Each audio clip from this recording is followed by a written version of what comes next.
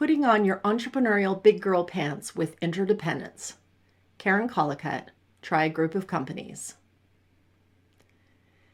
You became an entrepreneur for a lot of reasons. One of them is likely that you knew you could really do it, that you could succeed with your ideas and your goals.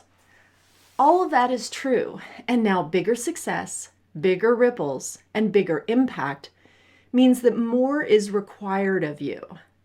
In our Entrepreneurial Big Girl Pants Clinic series last month, we explored what it looks like to successfully collaborate with others, to give yourself more space, and to discover more win-win connections with others. As humans, we move through the stages of maturity from dependence towards independence as we learn, grow, and start to willingly do things for ourselves. In our Western culture, there is a huge push to become independent, which is awesome, but it's not the end of the journey. To continue our growth, our values must shift through codependence into independence and then on to interdependence. Our growth and maturity takes place in skill sets, in personality development, and in business structures. Be assured it's completely normal to be in different stages in different spaces. Stepping fully into independence allows you to leverage into interdependence to create more impact and have more fun. The shift may come as you recognize that you want to create something more than you're currently doing on your own. It is exactly how Triad started nearly 2 years ago, an open-hearted experiment in interdependence. More on that later. So, to step into interdependence, it first requires you to own your own independence. Practice these important skills. Emotional management is how you create space in your world to respond to what is going on. It is your choice how you respond and engage. Be willing and able to resource. Ask for help. Say when you don't know and be willing to be vulnerable. Perspective allows you to see more options, and to do so, you must step out of the issue to see it with new eyes and then prioritize. Your options define the impact you will make. Intention focuses on the desired result. Create win-wins with yourself and with others to gain results. Consider what you want to create and how you want to create it. These 3 skills create space for you. They evolve as you practice them and deepen as you get to know those you are working with. We invite you to sit with these 3 skills for some time. Think about your approach to each and practice. What skills feel challenging? What are you working on? Where are you nailing it? Once you have these skills in mind, it's time to play with others and the fun begins. Most of us were celebrated every time we did something by ourselves. And when we first tried to work together, it was a hot mess.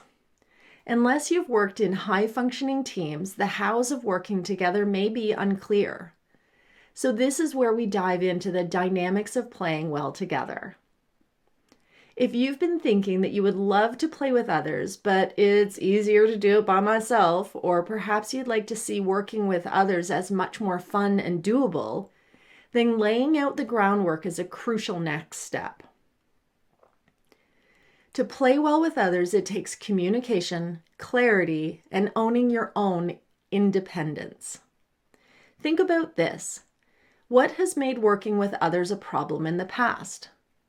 Perhaps it's expectations, boundaries, a lack of communication or structure, personalities coming together, or mistakes and assumptions. Sound familiar? There are 3 important things to do when coming together to work as a group. 1. Clarity of intention. The why for each person. What makes this a win-win? Number 2, piece of cake. What is the relevant thing that each person can bring? These are the ingredients. 3, fluid leadership. Whoever has the piece needed in that minute leads. Then it's time to pass the leadership on. When everyone in the group is focused on a joint win, this becomes co-creation instead of getting up in your own head and feeling like you need to bring it all. Starting a project with others with this conversation lays the groundwork and allows for everyone to have their voice in the project. It is inclusive, respectful, and protects the energy of each participant.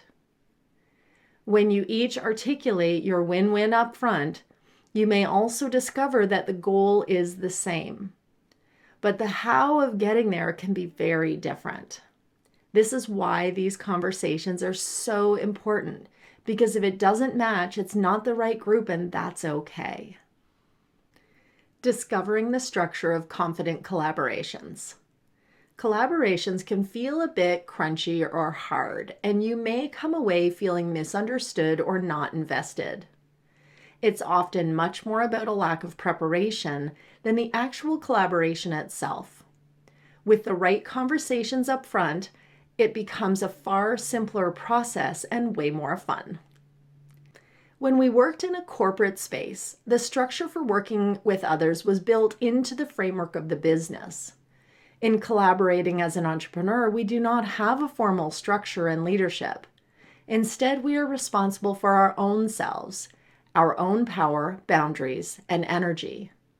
As entrepreneurs, we need to create our own container for working together, a way for our entrepreneurial world to come together with someone else's entrepreneurial world. And honestly, that can feel a little bit weird. So we often dive into the doing before having the conversation about the collaboration. Building the container requires the weaving together of everyone's intentions and boundaries for the ultimate win-win. From our own experience and from the feedback in these clinic sessions, it's crucial that you are aware of and can communicate your personal boundaries. Not being clear to ourselves leads to not being clear with others. And that is where collaborations can sometimes feel sticky. Having open conversations, trusting the things that you do know, and being comfortable with the things you don't know yet is transformative. Start with these questions. Question 1, am I ready to collaborate?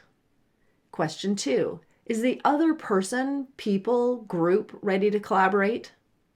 Question 3, do we have enough resources to make this happen? Consider personal boundaries, time, money, and energy. Once these 3 questions have been assessed and you have clarified a win-win for both the group and the project, it's easy to decide if this is a go or no-go. You may have noticed that all of this happens before the work of the actual project. Laying the groundwork and making the decision to work together allows you to see all of the hows of the actual project. Then, and only then, you move into the how and the what of the project. We mentioned that Triad was born out of an experiment in interdependence. We started with a joint project to see how we might collaborate, honoring our personal boundaries, and most importantly, our friendship. Shared objectives, open-hearted conversation, and respecting our individual and joint values and goals was transformative and sits at the heart of Triad. Ready to put all this into practice? Click on the link to download the Entrepreneurial Big Girl Pants worksheet.